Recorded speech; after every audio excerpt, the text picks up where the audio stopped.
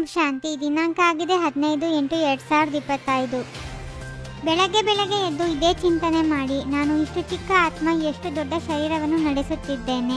ನನ್ನ ಆತ್ಮದಲ್ಲಿ ಅವಿನಾಶಿ ಪಾತ್ರವು ನಿಗದಿಯಾಗಿದೆ. ಆತ್ಮನನ್ನು ಜ್ಞಾನರತ್ನಗಳಿಂದ ಶೃಂಗಾರ ಮಾಡುವ ಅಭ್ಯಾಸವು ಶಿವತಂದೆಗಿದೆ. ಆದರೆ ಶಿವತಂದೆಗೆ ಶರೀರಕ್ಕೆ ಶೃಂಗಾರ ಮಾಡುವ ಅಭ್ಯಾಸವಿಲ್ಲ. ಆತ್ಮವೆಂದರೆ ಯಾವುದು? ಈ ರಥ ಶರೀರದಲ್ಲಿ ವಿರಾಜಮಾನವಾಗಿರುತ್ತದೆ. ಅಕಾಲ ಮೂರ್ತಿ ಆತ್ಮನಿಗೆ ಇದು ಸಿಂಹಾಸನವಾಗಿದೆ. ಎಷ್ಟು ರಮಣೀಕ ರಹಸ್ಯಯುಕ್ತವಾಗಿದೆ. ಆತ್ಮದಲ್ಲಿ 84 ಜನ್ಮಗಳ ಪಾತ್ರವು ನಿಗದಿಯಾಗಿದೆ. ಶರೀರವಂತೂ ವಿನಾಶವಾಗಿ ಬಿಡುತ್ತದೆ, ಬಾಕಿ ಆತ್ಮವೇ ಉಳಿಯುತ್ತದೆ. ಇವು ಬಹಳ ವಿಚಾರ ಮಾಡುವ ಮಾತುಗಳಾಗಿವೆ.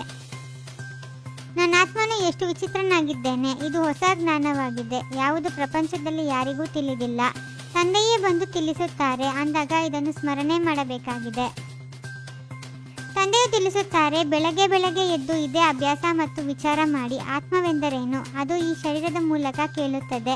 ಆತ್ಮದ ತಂದೆಯು ಪರಮಪಿತ ಪರಮಾತ್ಮನಾಗಿದ್ದಾರೆ. ಈ ಅವಿನಾಶಿ ಆತ್ಮನಿಗೆ ಅವಿನಾಶಿ ತಂದೆಯ ಮೂಲಕ ಅವಿನಾಶಿ ಮತವು ಸಿಗುತ್ತದೆ. ಆ ವಿನಾಶಿ ಶರೀರಧಾರಿಗಳಿಗೆ ವಿನಾಶಿ ಶರೀರಧಾರಿಗಳ ಮತವೇ ಸಿಗುತ್ತದೆ. ಸತ್ಯಯುಗದಲ್ಲಂತೂ ನೀವು ಇಲ್ಲಿನ ಪ್ರಾರಬ್ಧವನ್ನು ಪಡೆಯುತ್ತೀರಿ. ಅಲ್ಲೆಂದು ಉಲ್ಟಾ ಮತವು ಸಿಗುವುದಿಲ್ಲ. ಈಗಿನ ಶ್ರೀಮತವೇ ಅವಿನಾಶಿಯಾಗಿ ಬಿಡುತ್ತದೆ. ಅದು ಅರ್ಧಕಲ್ಪ ನಡೆಯುತ್ತದೆ. ಇದು ಹೊಸ ಜ್ಞಾನವಾಗಿದೆ. ಆತ್ಮವು ತಮೋಪ್ರಧಾನವಾದಾಗ ಶರೀರಕ್ಕೂ ಮಹಿಮೆ ಇಲ್ಲ. ಈ ಸಮಯದಲ್ಲಿ ನೀವು ಮಕ್ಕಳಿಗೆ ಬಹಳ ಗುಹ್ಯ ಬುದ್ಧಿಯು ಸಿಗುತ್ತದೆ. ಆತ್ಮಕ್ಕೆ ಸಿಗುತ್ತದೆ. ಆತ್ಮವು ಎಷ್ಟೊಂದು ಮಧುರವಾಗಬೇಕು. ಎಲ್ಲರಿಗೆ ಸುಖವನ್ನೇ ಕೊಡಬೇಕು. ಯಾರು ಆರಂಭದಿಂದ ಹಿಡಿದು ಬಹಳ ಭಕ್ತಿ ಮಾಡುತ್ತಾರೆಯೋ ಅವರಿಗೆ ಈ ಜ್ಞಾನವು ನಿಲ್ಲುವುದು. ಬಹಳ ಭಕ್ತಿ ಮಾಡುವವರ ಹಿಂದೆ ಕಡಿಮೆ ಭಕ್ತಿ ಮಾಡುವವರು ಅಲೆದಾಡುತ್ತಿರುತ್ತಾರೆ. ಅವರ ಮಹಿಮೆ ಮಾಡುತ್ತಾರೆ. ನಾಟಕದಲ್ಲಿ ಪ್ರತಿಯೊಬ್ಬರೂ ತಮ್ಮ ಪಾತ್ರವನ್ನು ಅಭಿನಯಿಸುತ್ತಾರೆ. ಈ ಸಮಯದಲ್ಲಿ ನಿಮಗೆ ಜ್ಞಾನವಿದೆ.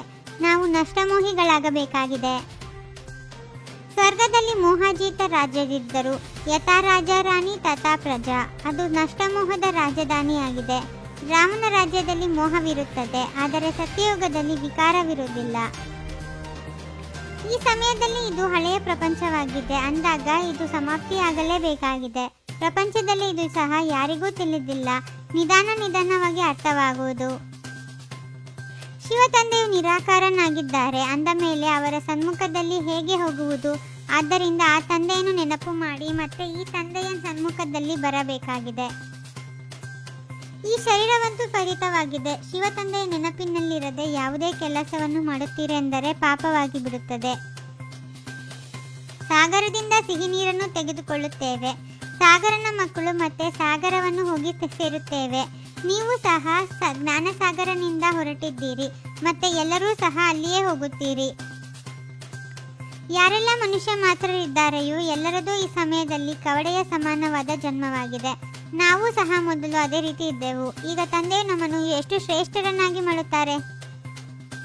ನೀವು ತಂದೆಯನ್ನು ಅನುಸರಿಸಿದ್ದೇ ಆದರೆ ಹೋಗಿ ಈ ರೀತಿ ದೇವತೆಗಳಾಗುತ್ತೀರಿ. ನರನಿಂದ ನಾರಾಯಣ, ನಾರೆಯಿಂದ ಲಕ್ಷ್ಮಿ. ಇದು ಬಹಳ ದೊಡ್ಡ ಪರೀಕ್ಷೆಯಾಗಿದೆ. ಹೇಗೆ ತಂದೆಯು ಮಧುರರಾಗಿದ್ದಾರೆ ಹಾಗೆಯೇ ಮಧುರರಾಗಿ ಎಲ್ಲರಿಗೆ ಸುಖ ಕೊಡಬೇಕಾಗಿದೆ. ಯಾವುದೇ ಅಕರ್ತವ್ಯ ಕಾರ್ಯವನ್ನು ಮಾಡಬಾರದು. ಸರ್ವಶ್ರೇಷ್ಠ ಕಲ್ಯಾಣದ ಕಾರ್ಯವನ್ನು ಮಾಡಬೇಕು.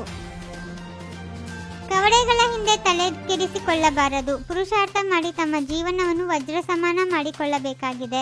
ಇದರಲ್ಲಿ ನಿರ್ಲಕ್ಷ್ಯ ಮಾಡಬಾರದು. ನಿಶ್ಚಯರೂಪಿ ಕಾಲನ್ನು ಅಚಲವಾಗಿಡುವಂತಹ ಸದಾ ನಿಶ್ಚಯ ಬುದ್ಧಿ, ನಿಶ್ಚಿಂತ ಭವ. ಚಿಂತೆ ಇರುವವರು ಎಷ್ಟು ಪ್ರಾಪ್ತಿಯ ಹಿಂದೆ ಓಡುವರೋ ಅಷ್ಟು ಆ ಪ್ರಾಪ್ತಿ ಮುಂದೆ ಓಡುತ್ತಿರುತ್ತೆ. ಆದ್ದರಿಂದ ನಿಶ್ಚಯದ ಕಾಲು ಸದಾ ಅಚಲವಾಗಿರಬೇಕು. ಸದಾ ಒಂದೇ ಬಲ, ಒಂದೇ ಭರವಸೆ. ಪ್ರತಿಯೊಬ್ಬರ ವಿಶೇಷತೆಯನ್ನು ನೋಡುತ್ತಾ ಹೋಗಿ. ಆಗ ವಿಶೇಷ ಆತ್ಮ ಆಗಿ ಬಿಡುವಿರಿ.